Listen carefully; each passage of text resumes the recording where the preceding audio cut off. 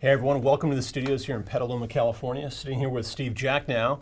Steve is the manager of, let me get this right, Steve, it's Solutions Architect and Engineering Services. Yes. All right, perfect. For China Telecom Americas, really excited to be having this conversation with you. Steve, we're going to be doing a 5Q IQ. Five questions that our partners should be asking their customers to uncover more opportunities for you, for China Telecom.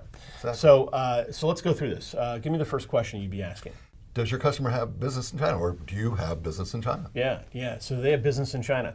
So I run a lot of meetings as a sales partner, a lot of different types of companies. How common is this requirement, right? I mean, how often is it that I'm going to be dealing with a company that has an operation or some requirement in China?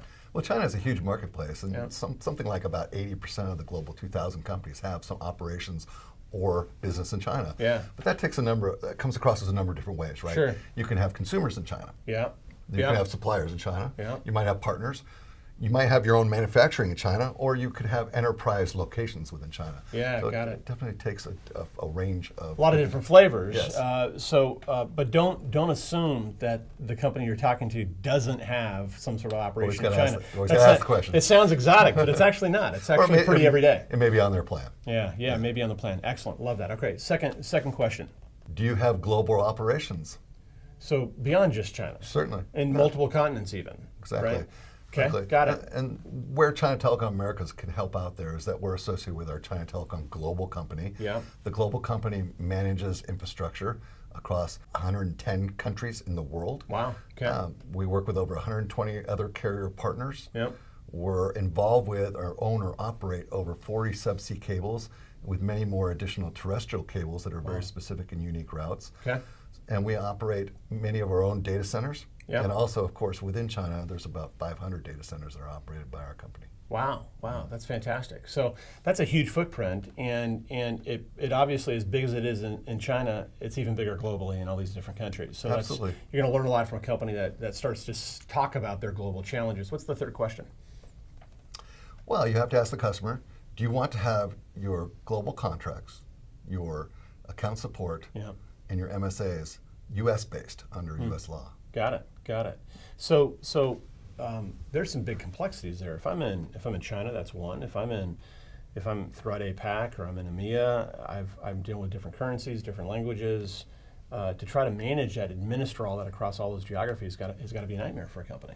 Yeah, it can get very difficult. And really, if companies want to focus on their core competency, let others like China Telecom Americas focus on the ability to integrate services and the regulations and contracts across multiple continents. Yeah, love it. Okay, that's a big one. Number 4, go.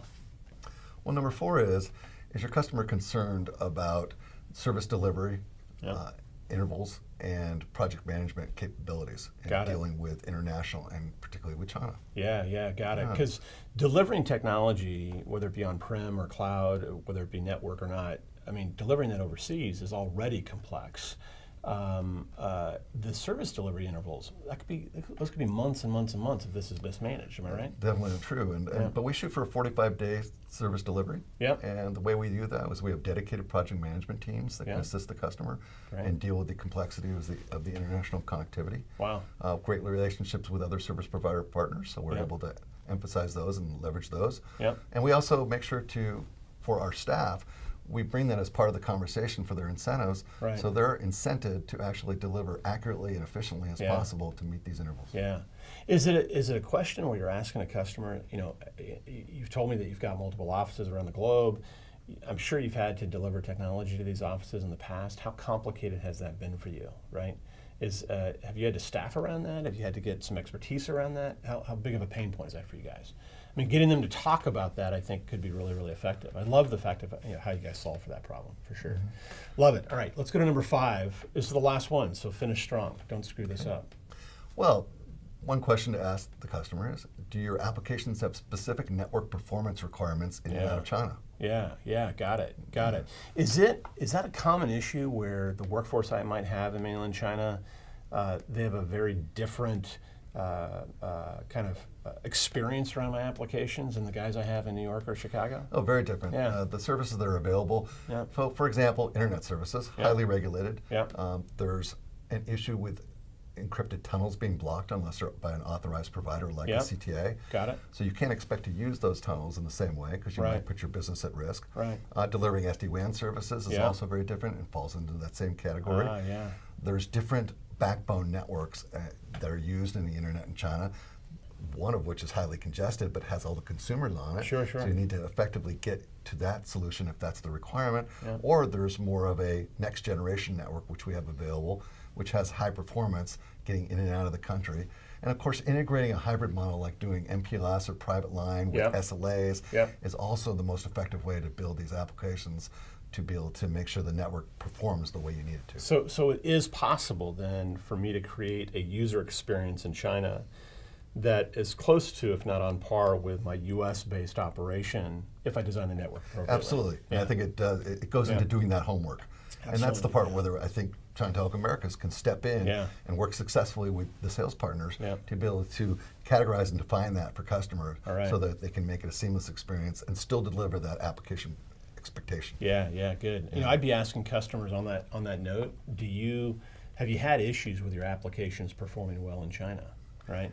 I mean, if I find that customer has an operation there, tell me about what's your application performance been like, right? Is it working as well in China as it is in the US? And what have you done about that? That's exactly a fair question, and we talk to customers all the time about that. And typically the answer is that they either don't work at all, if they're trying to remote them from outside China to work inside China, or they have just trouble bringing up their applications in China because cloud services are different than what they have here. For example, like in Azure or AWS, it's a remote island essentially within China. Those regions are not connected. Oh, very interesting, fascinating. Well, there you go, man. I knew you had a big brain. That's guys. That's Steve Jacknow. You guys should get to know him. If you have operations, customer operations in China, or frankly, in lots of other parts of the country, of the world, 110 countries in their platform today. That's impressive. If you want to get smarter about selling bigger, more complex deals, those are 5 questions you could be asking your customers to uncover those opportunities. 5 questions to help our partners get smarter. We're here to increase your IQ with 5Q IQ. Hope that's helpful. Good selling.